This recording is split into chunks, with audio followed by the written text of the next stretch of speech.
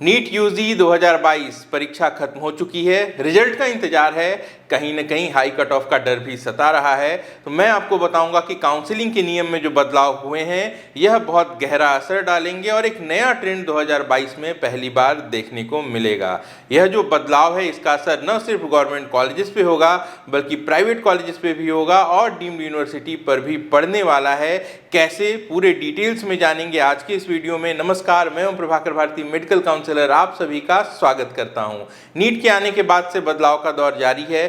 हर एक वर्ष कुछ न कुछ नया देखने को मिलता है। जानकारी के लिए बता दूं कि ऑल इंडिया कोटे में देश भर के राज्यों से सरकारी कॉलेज की 15% सीटें होती हैं और इन सीटों के लिए जम्मू कश्मीर को छोड़ के सभी स्टेट के जो कैंडिडेट्स होते हैं वो एलिजिबल होते हैं। नियम यह होता था कि 2 राउंड की ही काउंसलिंग होती थी, पहले राउंड 1 और उसके बाद राउंड 2। राउंड 2 के बाद भी काफी सारी सीटें नॉन रिपोर्टिंग रह जाती थीं और वो उसी राज्य को वापस भेज दी जाती थीं जहां से वो आई हुई होती थीं। ऐसे में नुकसान होता था, खासकर ऐसे राज्यों का जहां पे स्टेट की कट ऑफ बहुत ज़्यादा हाई होती है या फिर ऐसे राज्यों का जहां पे मेडिकल कॉलेजेस बहुत कम हैं और जहां के कैंडिडेट इस ऑल इंडिया कोटे पर आश्रित होते थे। ऐसे में एक और नियम था जिसको आपको ध्यान में रखना ज़रूरी है।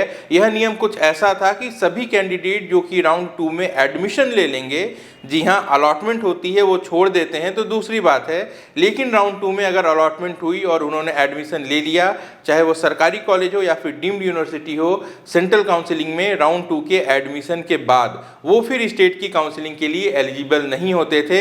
यह एक सुप्रीम कोर्ट के द्वारा बनाया हुआ नियम है जो पहले से चला आ रहा है और अभी भी जारी है।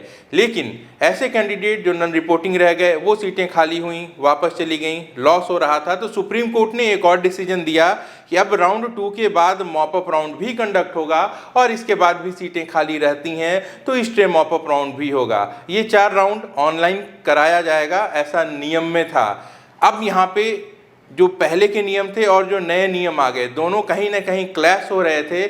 नतीजा ये हुआ कि राउंड 2 की अलॉटमेंट के बाद बहुत सारे कैंडिडेट ऐसे थे जिन्होंने ऑल इंडिया कोटे की सीट को तो छोड़ दिया, लेकिन साथ साथ वो अपने स्टेट में भी सीट होल्ड करके बैठे थे और दोबारा से ऑल इंडिया कोटे के मॉपअप राउंड में या फिर स्टे मॉपअप राउंड में ऐसे कैंडिडेट्स ने पार्टिसिपेट किया। नतीजा ये हुआ कि उन्होंने जो अलॉटेड सीट थी उसे छोड़ दिया और 4 राउंड की काउंसलिंग के बाद भी वैकेंट सीटें थीं, एक 5वां राउंड भी हुआ, लेकिन उस समय भी नियम कमजोर थे। नतीजतन 2021 की पूरी काउंसलिंग खत्म हो गई और तकरीबन 150 से भी ज़्यादा सीटें खाली रह गईं। ये सीटें बर्बाद हो गईं। एक तरफ जहां इतना ज़्यादा कंपटीशन है, वहीं दूसरी तरफ सीटों का बर्बाद हो जाना बहुत ही ज़्यादा आश्चर्यचकित करने वाला था। और अगर पीजी की बात करें तो ऐसे बर्बाद होने वाली सीट्स की संख्या 1450 से भी ज़्यादा थी। अब एक नया नियम 2022 की काउंसलिंग से लागू होगा। फिर से इस नियम को सुप्रीम कोर्ट ने इम्पोज किया है और यहाँ पे नियम यह होगा कि राउंड 2 में अगर कोई भी कैंडिडेट ऑल इंडिया कोटे में या फिर स्टेट में एडमिशन ले लेता है तो वो आगे की काउंसलिंग के लिए एलिजिबल नहीं रहेगा। सामान्य भाषा में समझें तो ऐसे कैंडिडेट जो कि ऑल इंडिया कोटे के राउंड 2 तक एडमिशन ले चुके होंगे या फिर स्टेट के राउंड 2 तक वो एडमिशन ले चुके होंगे, वो फिर आगे की काउंसलिंग नहीं कर पाएंगे। यानी कि अगर स्टेट कोटे से राउंड 2 तक किसी भी छात्र को एडमिशन मिला है तो वह ऑल इंडिया कोटे के मॉपअप राउंड में या फिर उससे आगे के राउंड में पार्टिसिपेट नहीं कर पाएगा। ऐसा ही उन छात्रों के साथ भी होगा जिसे ऑल इंडिया कोटे के राउंड 2 तक एडमिशन मिल चुका होगा। एक सूची बनेगी और एक कॉमन प्लेटफॉर्म पे यानी कि एमसीसी की वेबसाइट पे भेज दी जाएगी। अब इसका जो सबसे बड़ा फायदा होगा उसके बारे में समझ लीजिए। सबसे पहला बड़ा फायदा यह है कि सीटें बर्बाद नहीं होंगी जैसा कि 2021 में हुई थी। यानी कि जो डिजर्विंग कैंडिडेट्स हैं उनको सीट्स जरूर मिलेंगी। ऐसी सिचुएशन नहीं बनेगी कि कोई स्टूडेंट एक सीट को होल्ड करने के बाद दूसरे स्टेट में या फिर ऑल इंडिया कोटे में जाके सीट बर्बाद कर पाएगा। एक और बड़ा फायदा है और वो है कट ऑफ के ऊपर। ध्यान देंगे 2021 में जब पहली बार ऑल इंडिया कोटे में 4 से 5 राउंड का नियम बना था, तब इसका एक बड़ा एग्जाम्पल उत्तर प्रदेश से देखने को मिला था। उत्तर प्रदेश में नियम यह है कि स्टेट की काउंसलिंग में अगर आप मॉपअप राउंड के बाद भी सीटें छोड़ते हैं तो वहाँ पे 50% फीस की कटौती के बाद जो रकम है वो लौटा दी जाती है और कैंडिडेट एलिजिबल भी रह जाता है ऑल इंडिया कोटे के लिए। तो ऐसे में वहाँ पे यह देखने को मिला था कि स्टेट काउंसलिंग में राउंड 1 के बाद राउंड 2 में जो कट ऑफ है यह काफ़ी ज़्यादा हाई चली गई थी, जबकि इसे लो जाना चाहिए था। मैक्सिमम कैंडिडेट ऐसे थे जो कि सीट होल्ड कर रहे थे उत्तर प्रदेश की गवर्नमेंट की स्टेट काउंसलिंग में। इसके साथ साथ वो ऑल इंडिया कोटे में भी यह देखना चाहते थे कि उन्हें कौन सी सीट मिलती है। अब नियम की यह कमजोरी कह लें कि कई सारे राज्य ऐसे थे जहां पहले से ही ये नियम है कि राउंड 2 में स्टेट कोटे में अगर एडमिशन हो गया तो कैंडिडेट और कहीं पार्टिसिपेट नहीं कर सकता। लेकिन ऐसे कैंडिडेट भी ऑल इंडिया कोटे की काउंसलिंग में ट्राई कर रहे थे कि उन्हें कौन सी सीट निकलती है, क्योंकि उन्हें इस बात का अफसोस नहीं था कि 50,000 रुपीज़ सिक्योरिटी डिपॉजिट के जब्त हो जाएंगे। इसका खामियाजा किसने भुगता? ऐसे छात्र जिन्हें की स्टेट कोटे से सीट नहीं मिल पाई थी। ऐसा अब 2022 में नहीं होगा। तो इस तरीके से दो फायदे सामने दिखाई दे रहे हैं। पहला फायदा ये कि सीटें बर्बाद नहीं होंगी और दूसरा फायदा ये कि लास्ट के राउंड तक जब सीटें अवेलेबल होंगी तो वहाँ पे जो कट ऑफ है वहाँ पे कुछ रिलैक्सेशन देखने को मिलेगा।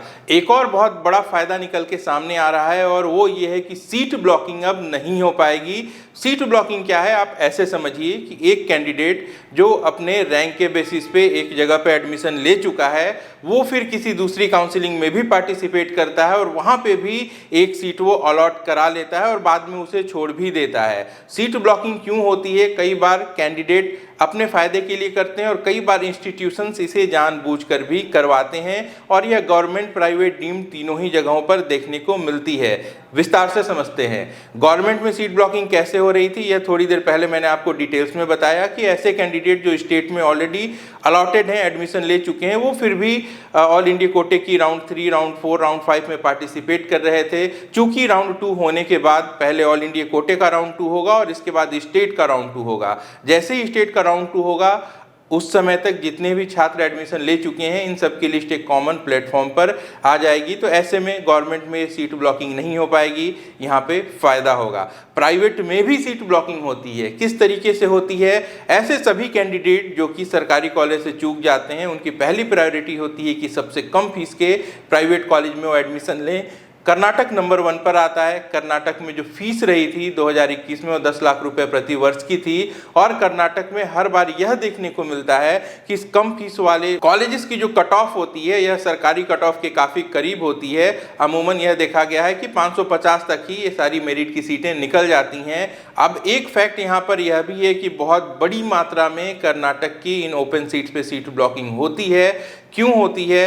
वहाँ पे ये जो सीट्स होती हैं ऐसे कैंडिडेट जो कि दूसरे स्टेट में स्टेट कोटे में सरकारी कॉलेजेस में पढ़ रहे हैं उनके रैंक को यूज करके सीट को ब्लॉक कर दिया जाता है और जब ये सीटें खाली रह जाती हैं तो बाद में ये सीटें बहुत ज़्यादा अमाउंट में मैनेजमेंट कोटे में अलॉट की जाती हैं। आप सबको यह जानकारी होगी कि कर्नाटक में एक अदर कोटा है जहाँ पे NRI डॉक्यूमेंट्स नहीं लगते, लेकिन जो उसकी फीस है वो 40 लाख रुपए प्रति वर्ष की है और जो सीटें बाद में वैकेंट होती हैं उनको अदर कोटे में डालकर हाई प्राइस पर अलॉटमेंट दिया जाता है। तो काफ़ी ज़्यादा फायदा यहाँ पे कॉलेजेस को हुआ करता है। कई राज्यों में इस तरीके की सीट ब्लॉकिंग होती है। अब चूंकि जब नया नियम आ जाएगा और ऐसे कैंडिडेट जो कहीं भी एडमिशन ले चुके होंगे वो आगे सीट ब्लॉकिंग नहीं कर पाएंगे, तो इसका सीधा सीधा फायदा प्राइवेट कॉलेजेस में जाने वाले उन कैंडिडेट्स को पड़ेगा जो कि डिजर्विंग हैं। 2021 में ऐसा हुआ था, कर्नाटक में सीट ब्लॉकिंग नहीं हो पाई थी। वहाँ पे भी कुछ स्टेट काउंसलिंग के ऐसे नियम थे जिसकी वजह से सीट ब्लॉकिंग नहीं हुई।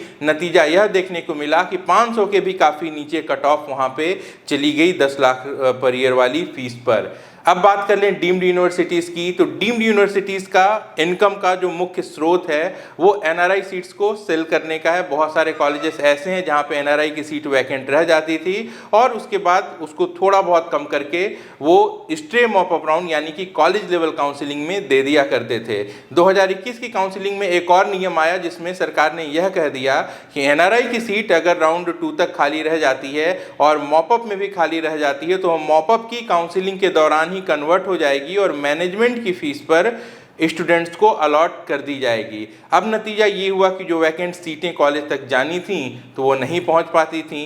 अब ऐसे में कॉलेज के पास एक और विकल्प था कि वो चाहे तो वहाँ सीट ब्लॉक कर सकता है, यानी कि उसने मॉप अप राउंड में एक ऐसे कैंडिडेट को सीट अलॉट करा दी जो ऑलरेडी कहीं पे एडमिशन ले चुका है। 2 लाख रुपए उसके जरूर डूब जाएंगे, लेकिन वो सीट वैकेंट होकर फिर से कॉलेज के पास पहुंच जाएगी। अब यह नियम भी काम नहीं करेगा, इसलिए क्योंकि राउंड 2 के बाद सीट ब्लॉकिंग नहीं होगी। ऐसे में जो नुकसान है वो डीम्ड कॉलेजेस को भी यहाँ पे होगा और जो फायदा है वो डिजर्विंग कैंडिडेट को जरूर होगा।